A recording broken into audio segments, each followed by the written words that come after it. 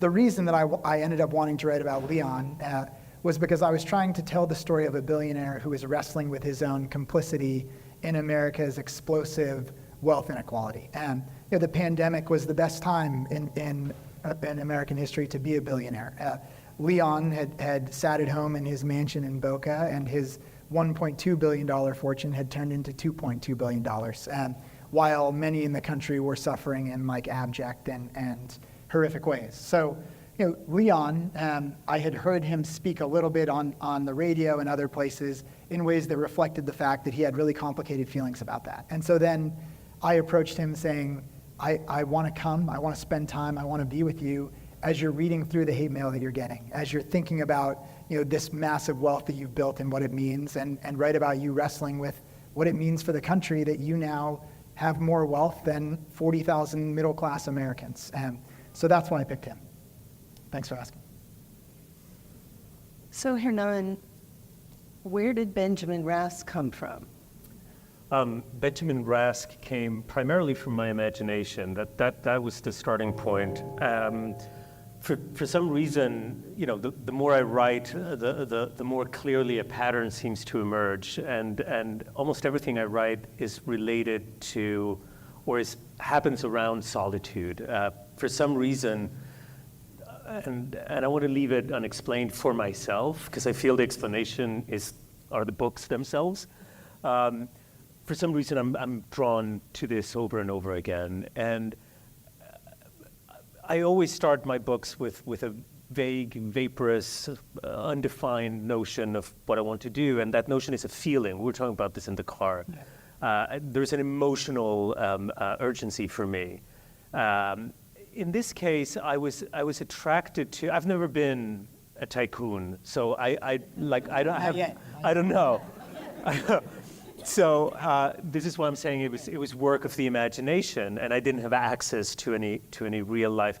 Later on, I actually did, but so what drew me to this character was what I perceived to be, in my imagination again, a dissonance between two poles. On the one hand, I imagine that with extreme wealth, surely there must come absolute access to people, experiences, places. The world opens up to the fullest possible extent to you. Simultaneously, I also imagine that the reverse must be true. There must be a sense of guardedness. You spoke to that yourself, the security detail, the moat, right? And self-isolation and confinement. These two extremes were very appealing to me, that those two radically opposing experiences or feelings. So that was the beginning, and then I started read. I did what I always do when I write a novel, is that I start reading compulsively everything I can find around the subject.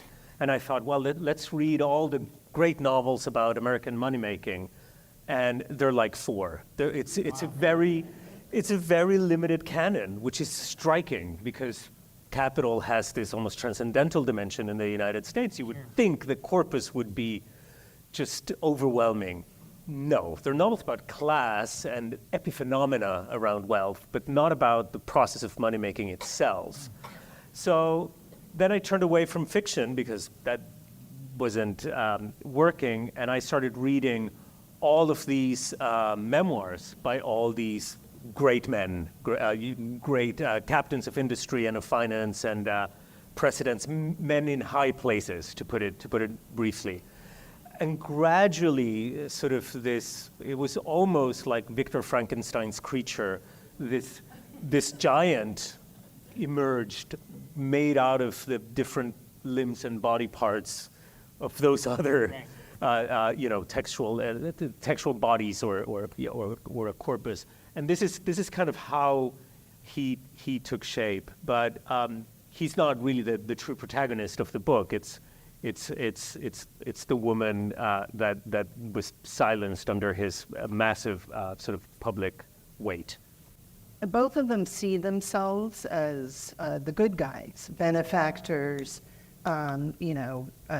creating jobs, creating wealth, doing good in society, and yet they're also both perceived as villains by much of society. Hernan, you said something in the beginning of the book that I thought was really telling, that Rask, had every advantage in life except the opportunity for perseverance and to be resilient. Yeah. That because everything was handed to him by nursemaids, he never had to have that struggle. How important was that factor in his character and his life? Crucial. I made sure that the opening sentence, and I labor over those opening sentences like a maniac. Till the end of the novel, I keep going back to the opening sentence. It's a cliche, but I believe that it's all important. And I made sure that the word privilege was in it, in an inconspicuous way. And, but it's there. And the main thing for me too about him having inherited his seed money is multifaceted. I mean, it's important for several reasons. One of them is, I think, that in general, money begets money. There is, to quote from the book, the incestuous genealogies of capital, begetting capital, begetting capital. So I wanted to speak to that nature of a great fortune, that it's not a spontaneous thing that comes from scratch. And the second thing is that I wanted for his seed money, to call it somehow, to be rooted in what I think is the common origin of most of the historically great fortunes, which is slavery. So his money does come from slave industries, mainly from tobacco and sugar, mainly from tobacco. So this was to me all important, and it was also a challenge to talk about this in a way that was consistent with the 1930s kind of sensibility. Like it couldn't be overly aware of itself, because it's written the book in the 1930s supposedly. So this is why it was important for me to show sort of a certain dark lineage or genealogy of his life. Yeah.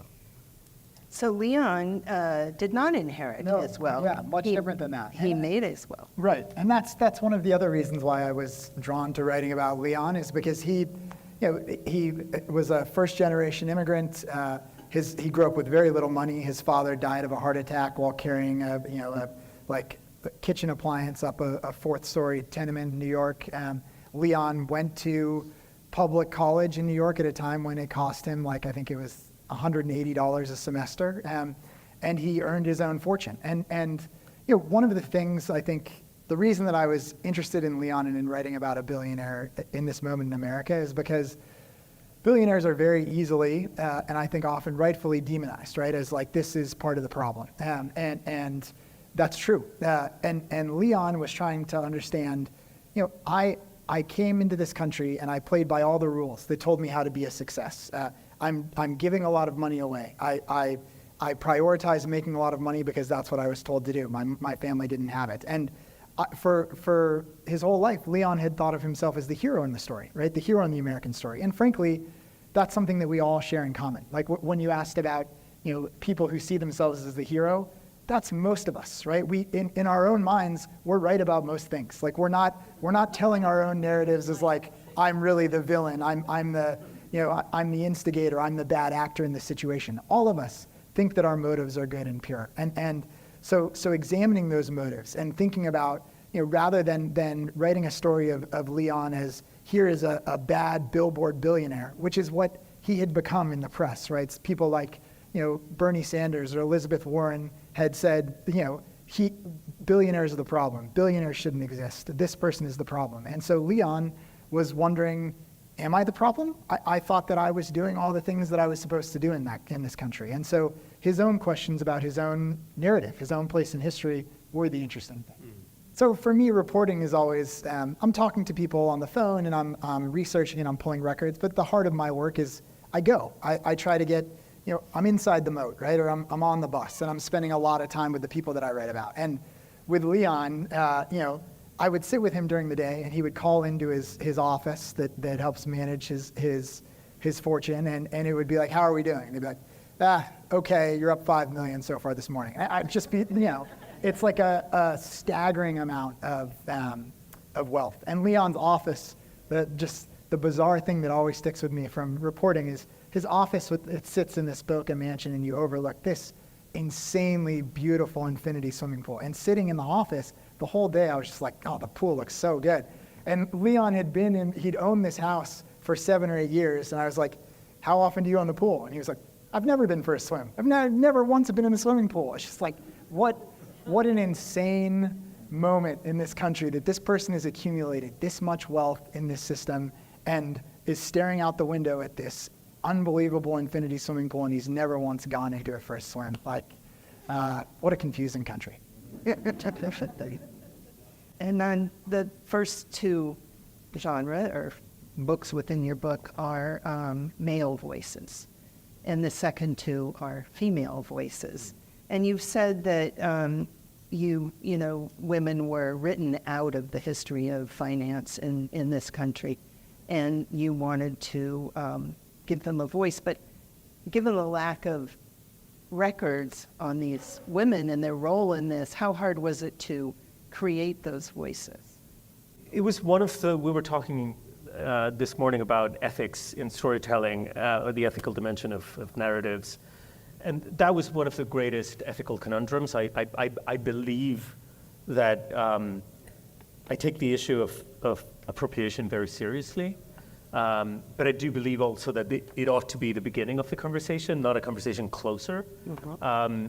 So for me to write in the voices of two women was a very, very serious matter. And I had to ask myself why I needed to do that, and try to do it with responsibility and sensibility and intelligence as far as I could. There were two main sources for me to try to conjure these voices up. One is a certain literary canon that I'm very interested in. I'm a big sort of Wharton head, and I love her fiction. She's a very important figure for me, and for this project in particular, she lives at the intersection between the written word and literature and wealth. The expression "keeping up with the Joneses." She was the Joneses. Like that was her maiden name, Jones, before she married Teddy Wharton. And I was giving a reading at the Mount, her big mansion in Lenox, Massachusetts, and I learned there two things. Sorry, this is a bit of a digression. I'll rope it in soon. One was that she didn't have access to her family fortune. It was her brothers who administered it and ran it for her. She didn't have direct access to her own monies. And the second thing, and luckily the museum at the Mount is dealing with this, if you're an old New York family that goes back 400 years, chances are, again, that your money will be rooted in slavery, and they're doing a great job of trying to address that now. There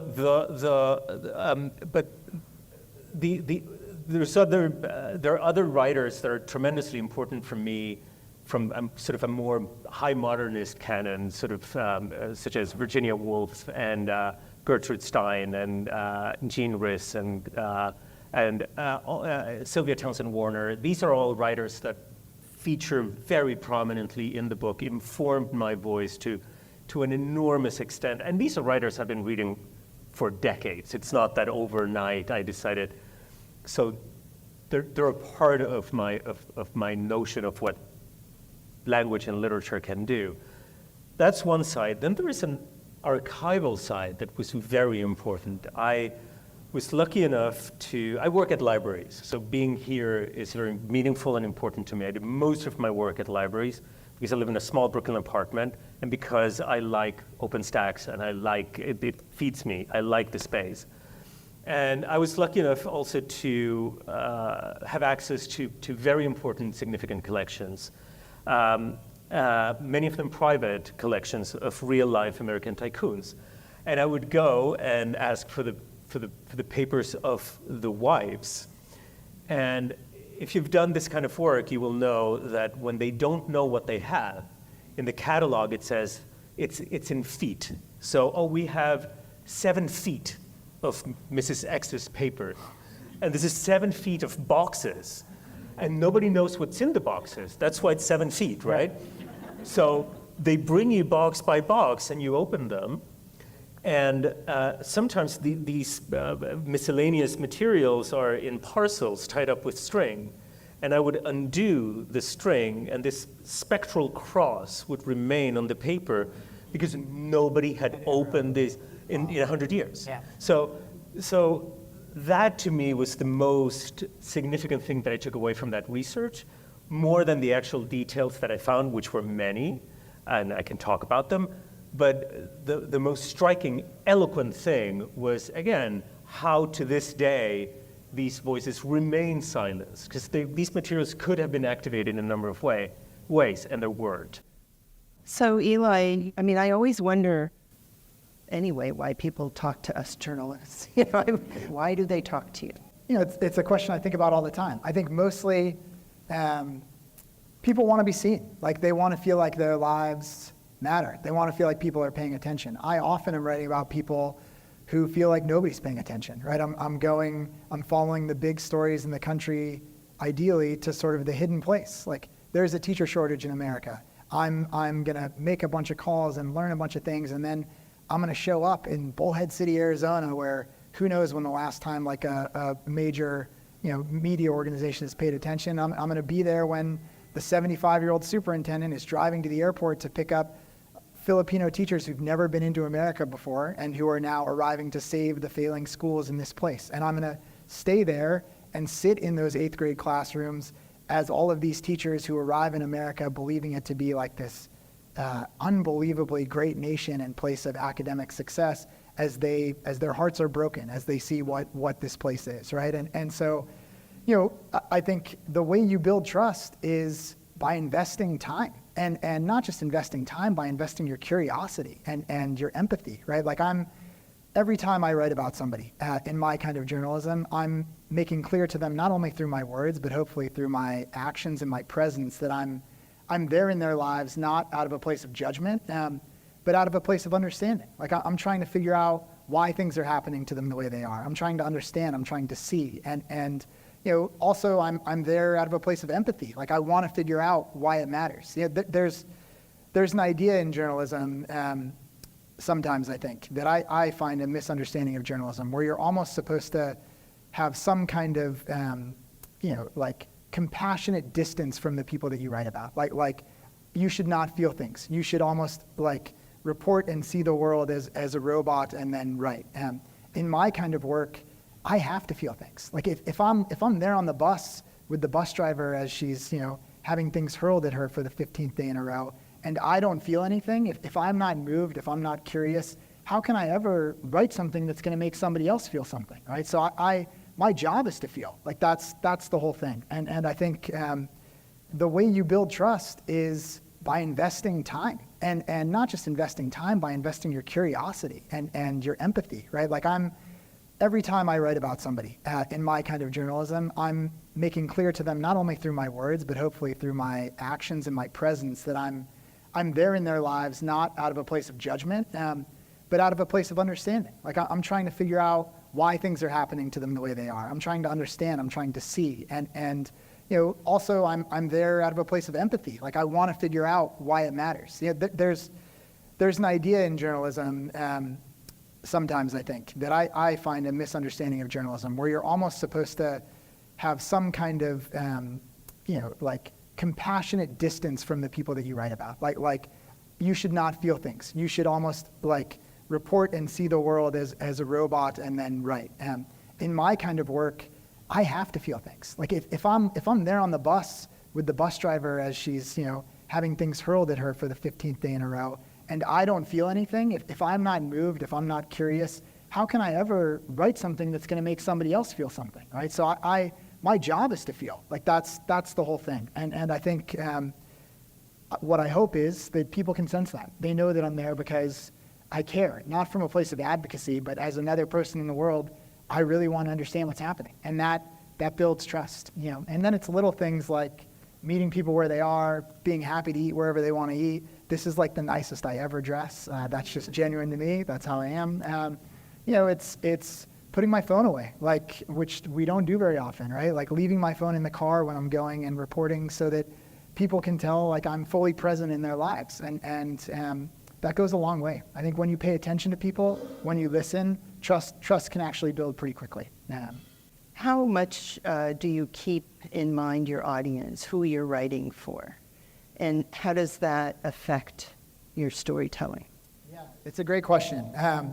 You know, I think for me, I keep my audience in mind at all times. And of course, like, you know, this is totally delusional, but in my mind, the audience is like anybody can read the story. You know, it's my audience in my mind is anybody who's paying attention to what's happening in the country. And so that's honestly why I do journalism the way that I do. The reason I decide to go write about SUNA or about the Filipino teachers arriving into the school in Bullhead City is because of my audience as I conceive of it. And my audience is all of us. Like it's a really fractured, polarized, divided America. That's my audience. And it's an America that for the most part is trapped in its own bubbles increasingly, whether by wealth, race, politics. We don't get the chance very often to walk through the world or engage with people whose experience is unlike our own. So, you know, I think one of the great gifts of journalism, of good literature, of good movies is,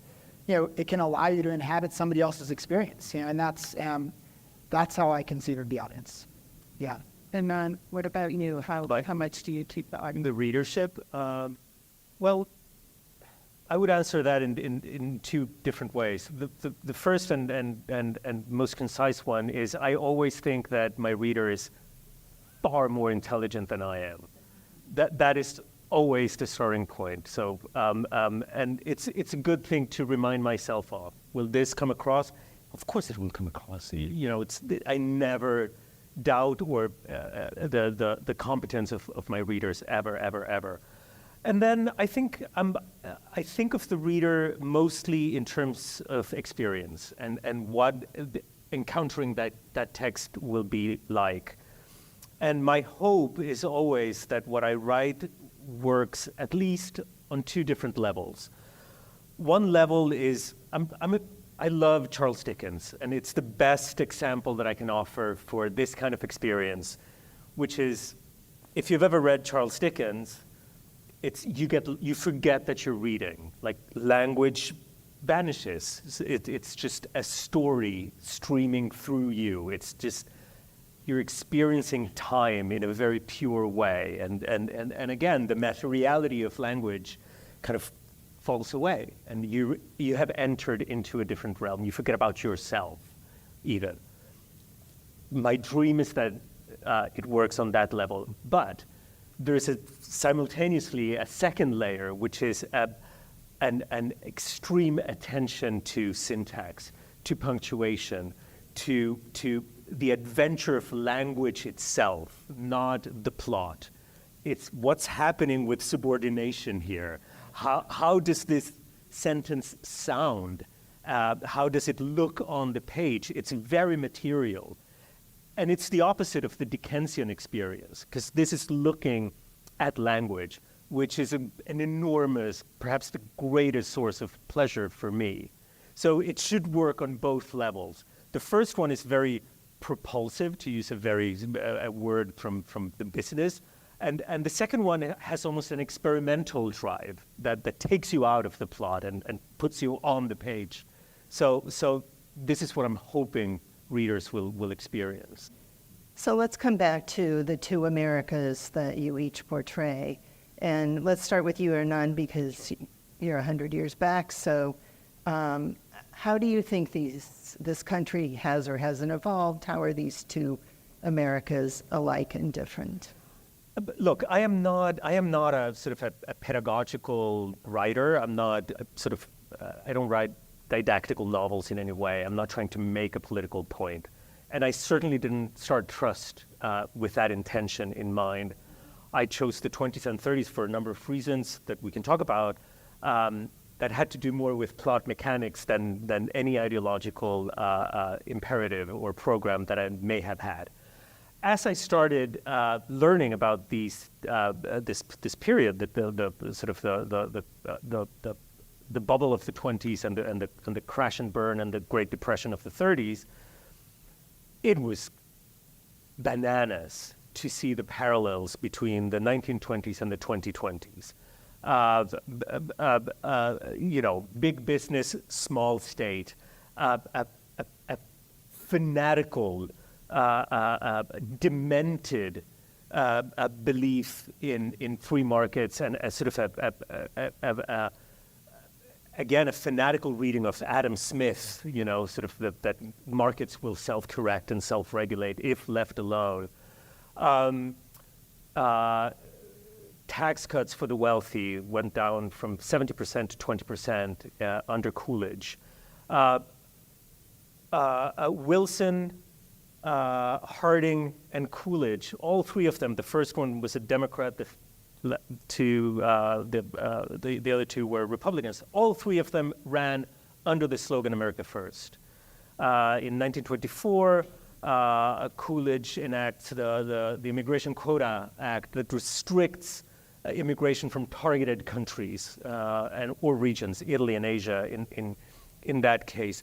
On the foreign stage, on the diplomatic stage, American exceptionalism is born like full throttled, probably also as a response to the Russian Revolution. Anyway, the list goes on and on and on, and it was everything that was going on, during the Trump administration, throughout which the book was written. I didn't seek this out. I wasn't trying to write an allegorical novel, but there it was. And so what has changed? Not that much. I think reach has changed. And it matters, as you say in your piece about Leon, about the billionaire.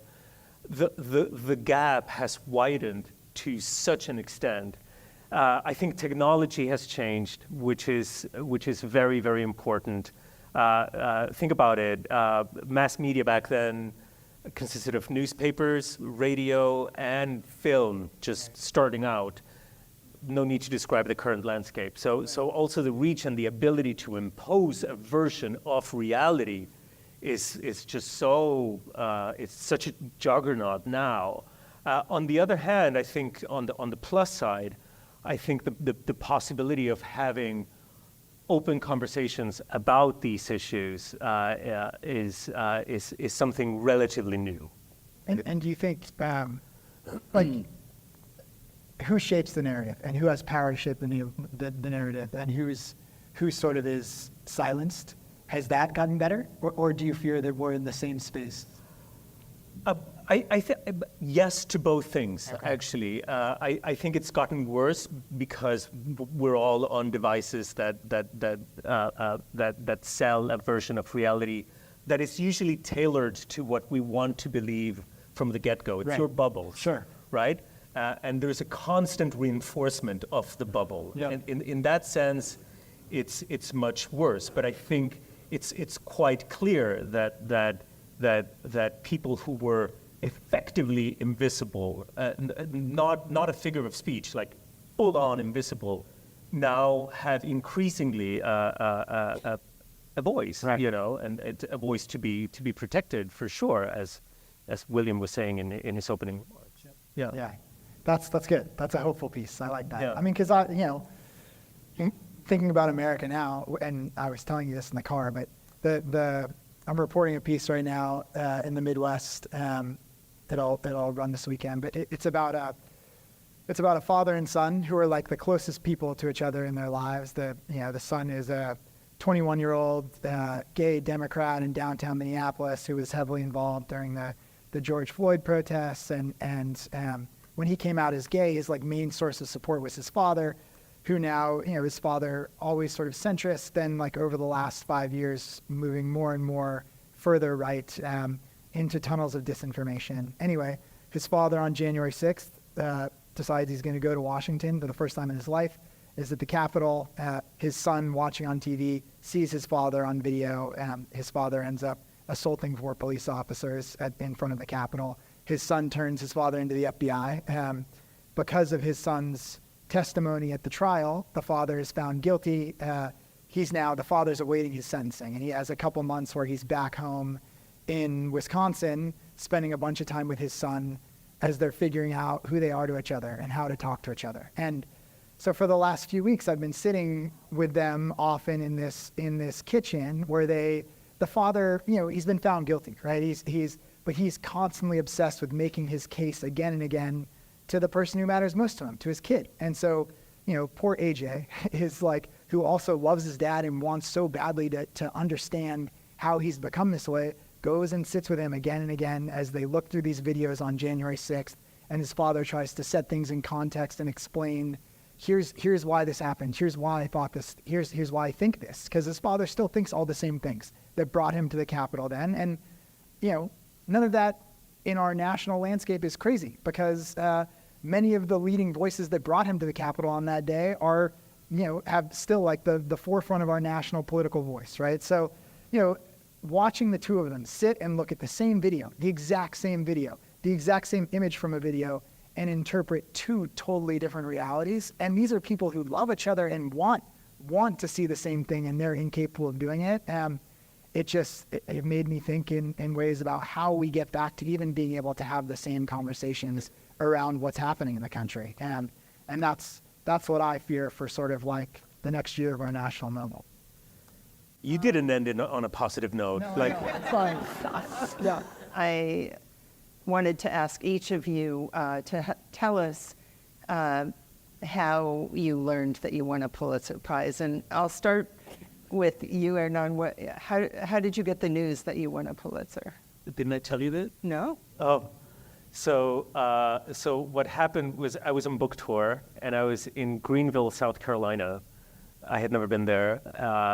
Beautiful leafy town, and I had been on airplanes all day, and I thought I was hungry, and I thought I'm gonna get chicken and waffles because I'm South Carolina. Let's do it. And I wish I could tell you I was cool enough to say, today's the announcement, I'm just gonna have no. I was totally on my phone as I was having chicken and waffles, and the announcement is made, and I totally lose my cool. I leave everything there, and I go and sit on the curb to weep. Thank you. Yeah. No, but wait, it's not over. So, no.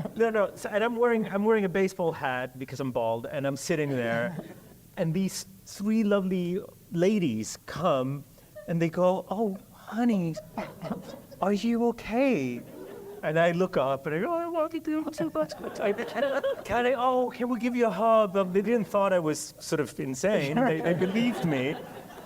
And then last week, I did an event at the Chicago Public Library, and I'm signing books. And this lady comes in with a picture of 3 ladies. She's one of the ladies in the pictures, and says, "Do you recognize us?" And she had driven somewhere deep in Illinois to come and say, and it was lovely to hear the story from her point of view. Oh, that lady should be on the board. Yeah. That's, What? That's amazing. Yeah. Now we're panelists. Oh my goodness. Eli, were you again? I mean, can you just tell your story again for my answer? No, I was not just I've been so fortunate in this. I've also gotten the call many times that I almost won but didn't win. So I feel like that I just sort of anticipate that because that's better to. It is always a final. Well, this is the kind. It was especially this time. Like the other time that I won, it was for explanatory reporting, which is it's definitely a part of what I do, but it's I would say the core of how I think of myself fits this category, and having been close but not won it before, it was I felt like joy and relief, I would say. I also was I had some kind of, we have 3 little kids, so I always have some kind of sickness. Not now, fortunately. You're good. But I had some like mild stomach bug, but I was like, oh, I want a Pulitzer. Like I'm gonna have a beer, and I had like 2 sips, and I was like, I can't have the celebratory beer. So I should have been with you. Your story is way better. But I mean, honestly, the great thing is that it's, as you know, it's like it's an enduring gift. It's like, you know, the first moment is of course wonderful, but it's so, you know, events like this, just like any kind of outside acknowledgement, the act of writing is often like a very lonely, solitary thing. And for me, like reporting is I'm in far-flung places of the country, and you're wondering if it's going to matter, if people are going to read it. And so to have work recognized and to be told like, hey, this is good, this is meaningful, it matters, like we then get to put that back into the work and like go into the next thing with the knowledge that like this can mean something and people will care about it. And that's really powerful. Thank you for delving into your research process. And you mentioned some of your fiction and nonfiction influences. Yeah. I've heard, one of your colleagues, Richard Powers, 2019 winner for the Overstory, Yes. state that he cannot read fiction while he is in the process of writing fiction. Yeah. And so I'm just curious, to what extent are you taking in fiction during the early stages of your writing process? The fullest. I have many friends who agree with Richard Powers and who cannot go near fiction while they're writing their own thing. The thing is, to me, literature is made primarily out of more literature. That's the way I think about it. And I think any text is polyphonic and choral and inhabited by multitudes. I don't think I am that interesting as a person. I'm not a testimonial confessional writer. I'm far more interested in being overtly in conversation with writers I love and to be open to their influence. And I keep reading fervently and intensely, not just fiction, but fiction that is absolutely germane to what I'm doing throughout the entire process. I know that's not the norm, but that's the way I work. Also because it's full immersion in the closest that I can get to whatever world I want to live in. Like I want to move to that planet, and that's the ticket to the planet. It's more books. Also, like writing a book takes a long time, and you love to read, you love that work, and to give up 2 years of your reading life as a reader is also like Unthinkable. Yeah, that was. It takes a long time to write a book. That's a long time to only read nonfiction. Yeah. So. Hernan, I thought that your book was an incredible meshing of form and content. And I'm curious to know which for you in the interest came first, the form of it or the topic? Yeah. And to talk about your process of weaving those two things together. Yeah. It was incredible. Thank you so much. I am not sort of a writer of plot or characters or scenes. I'm a writer of sentences. I know this sounds absurd because all writers are writers of sentences, but my emphasis is truly on a sentence by sentence level. I'm very, very focused on that. So everything emerges from that. In this case, I wanted sort of a mimetic or specular relationship between what I was saying and how it was being said. In other words, instead of merely expounding on why we trust certain voices over others, for example, why not have readers experience that investment that happens with a certain place of enunciation, with a certain type of genre, with a certain tone, right? And then build that trust and then swiftly proceed to betray it and rebuild it again in the next book, because the novel itself is sort of an invitation to readers to question the tacit agreements and contracts that we enter into each time we read any text. It could be a piece in the Times, it could be a prescription bottle, it could be a poem. These three kinds of texts demand certain kinds of contracts that we take for granted all too quickly. So I wanted to have readers experience and question those contracts. Yeah. This is a question for Eli, and I want to say that leading up to this event, I went to the Pulitzer website and found that they had published all 4 stories. Oh, good. Which was a really singular experience. I had never read 4 different stories by one single reporter all at once, and it felt like a short story collection. Great. It was beautiful. Thank you.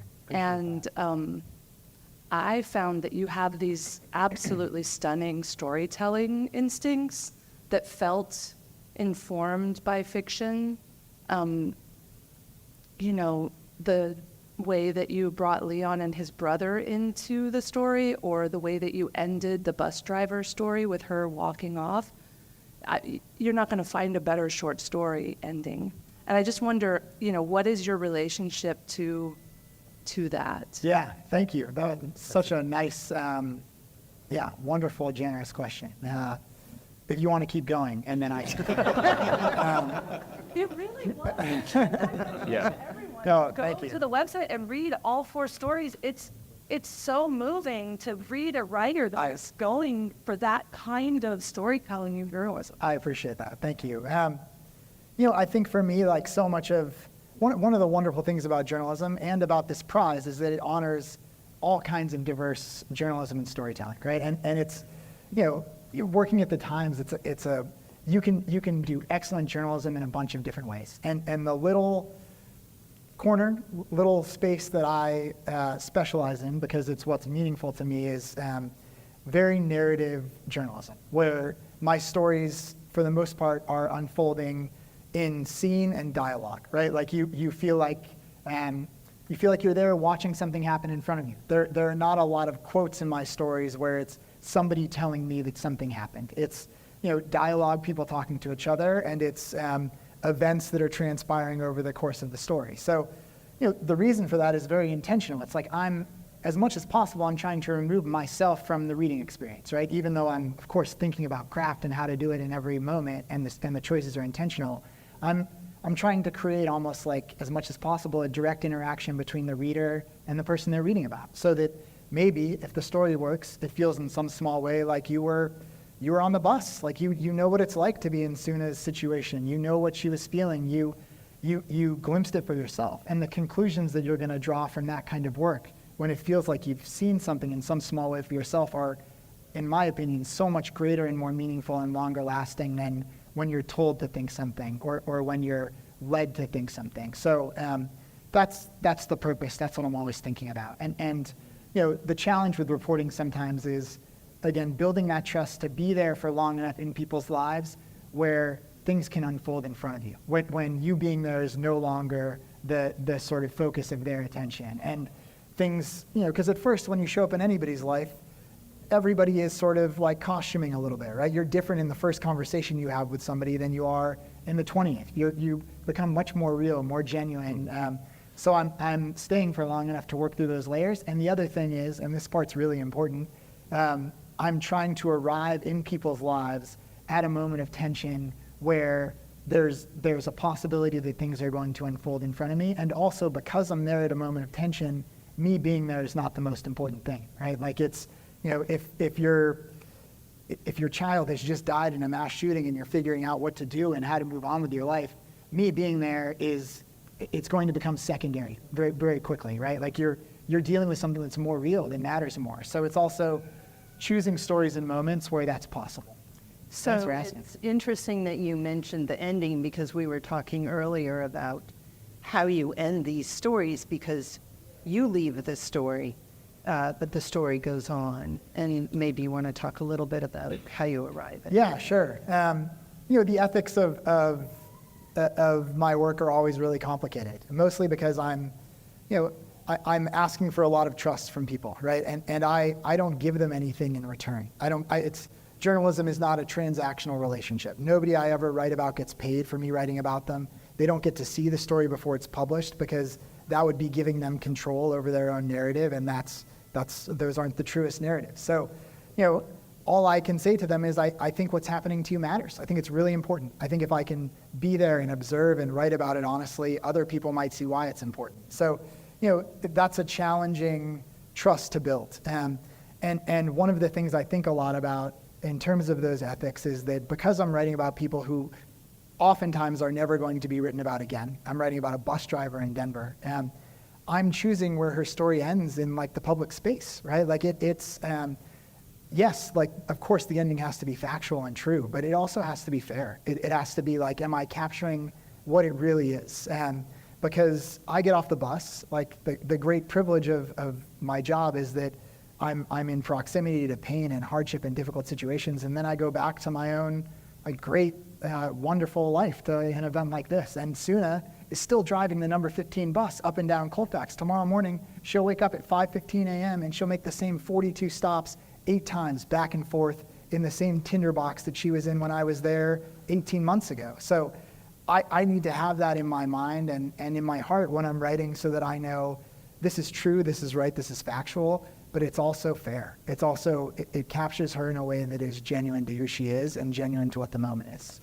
The teeny tiny, I love that you brought up the endings because, and we were talking about this, they're so great, and how you're unafraid of these wonderfully like Raymond Carver grade amazing suspended endings. Yeah. It's so hard to do, and you're such a master at that. Yeah. Thank you. Well, it was so interesting when we were talking earlier because it's, the process is different for everybody. And one of the things that's really reassuring for any of you who write or want to write is that people can do things radically different ways and still achieve excellent work, right? Mm-hmm. For me, I structure that like maniacally, right? Before I sat down and wrote that story on Suna, I absolutely know where it's going to end.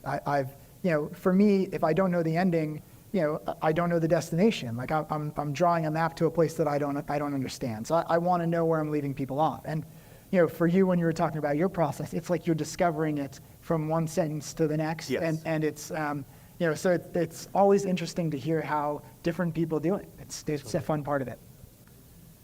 Eli, you almost sounded like you were going to answer my question before I asked it, but the question is, it's clear that you are really diligent and you work really hard to put yourself into emotionally challenging stories, into intellectually complicated situations.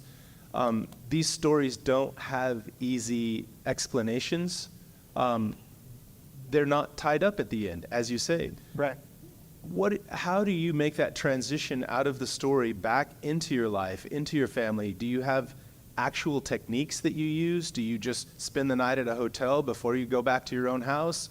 Like, what do you do when you come out of that, and how do you sort of get back to a point of neutral where you can start thinking about some other deeply it's a really difficult story? It's a really great, thoughtful question. I still like your question better, but yours was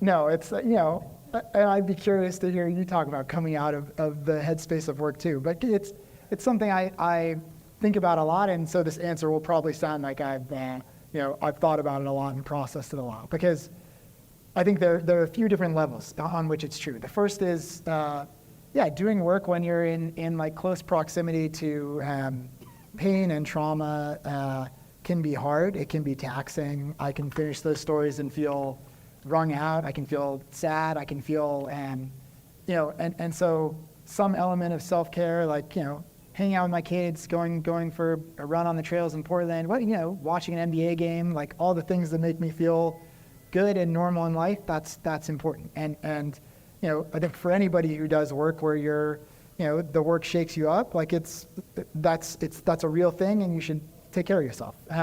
The other thing for me is always reminding myself that whatever I'm feeling, whatever I'm dealing with is, it's so infinitesimal compared to like the people that I'm writing about. Again, like I get the privilege of leaving. So always reminding myself that whatever I'm feeling is just, the true hardship, the true act of courage in participating in an act of journalism is always on the other side. It's always with the people that I'm writing about. And then I think the last level that it took me a little while to get to and to figure out about myself, that I think it's the most true thing is that, for whatever doing this kind of work takes out of me, it gives me so much more. Like I get to do work that I think is meaningful. I get to meet people who impact my life and learn about how they see the world and what they're experiencing. I get to grow my own empathy and do it with a sense of purpose that maybe a few other people will be able to do the same. Like that's, work can be so many different things in this world. And I get to do something that really matters to me, and like I get paid for it. Like that's, so I think always reminding myself I'm doing this because I choose to do it every time. And and I would choose to do it every time. My favorite days during my job are the days that shake me up, where like I feel things. Like that's, I'm working all year to get to those places and to find those moments. So I think that's the other thing I just keep in mind. Thanks for asking. Hi, thank you both so much for sharing your words. We are all journalism majors at UT. We're here with our professor, Diana Dawson. Thanks for bringing that. Yeah, no, it's been such a pleasure, Eli, or Mr. Saslow. This is a question for Eli's you. great. Okay, great, Eli. First name basis.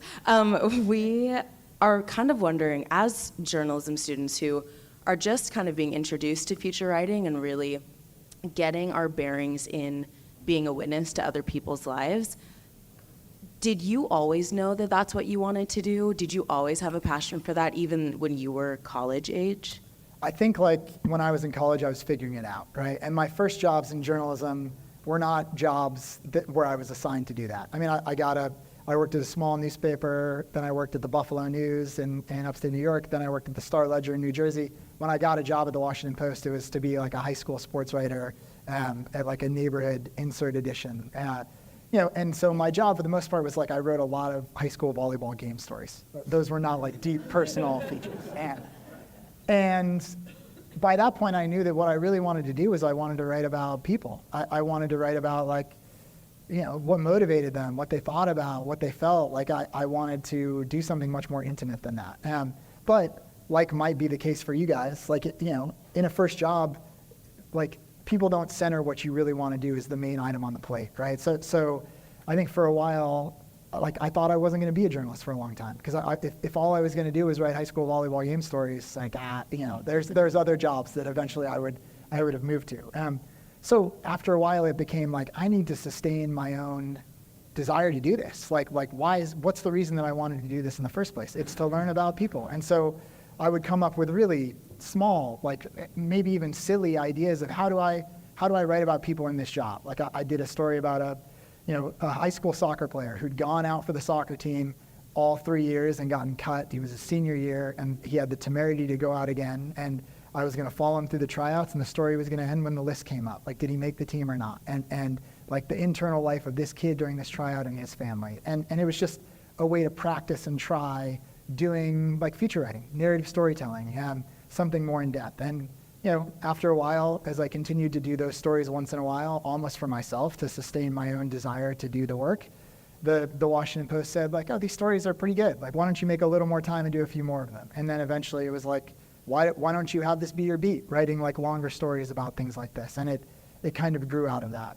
But I think a big thing in any work, but particularly in journalism, is like you have to remind yourself always of why you want to do it. Like and make sure that people aren't going to assign you the things that are going to like fulfill you at that core necessarily. But every once in a while, you need to do things for you. Like you need to sustain that spirit of this is what matters to me, and I'm going to find a way to do some of it.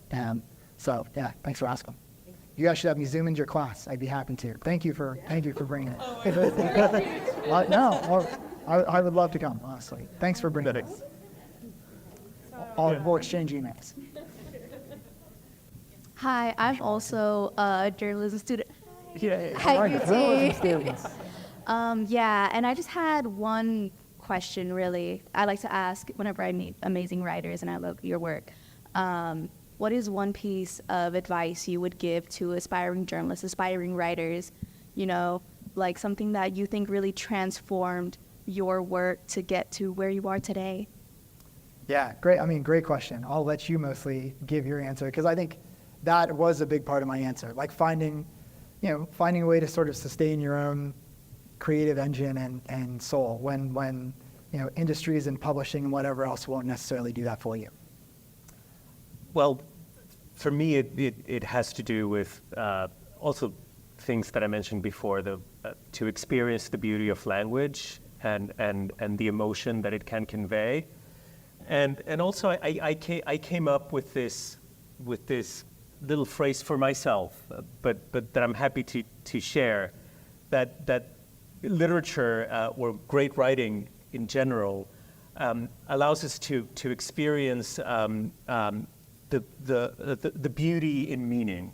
Not the meaning of beauty, but the beauty that one can find in meaning. And this is something that the written word is perfect at. It's to me the only medium, and that this is why I do it. And I want to feel that convergence of between lucidity and clarity on the page, and the beauty of it, but also the some kind of emotional experience, and I think what sustains me, and also when I get stuck, because we all get stuck, probably not Eli, but most of us get stuck, and sorry, this is a commonplace, but I believe in it so fervently.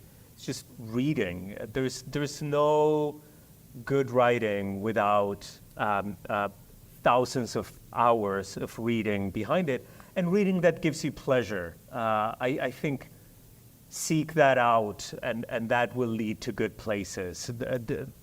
Dutiful reading is a bad idea always. Abandon whatever doesn't give you any form of pleasure or any kind of intellectual reward. And that will draw a path. You will look back and you will see it. Yeah. Thank you for sharing your time and your talent and your vulnerability with us. It's really fun to celebrate with you all. So you were talking about the process of writing can be a lonely experience. It's a huge time investment, and there are these moments where you're like, oh, I'm just not sure this is gonna work out. Can you share some tips or tricks or techniques, either as writers or as humans, where that helps you get out of that space and into a fruitful space? You want me to go first?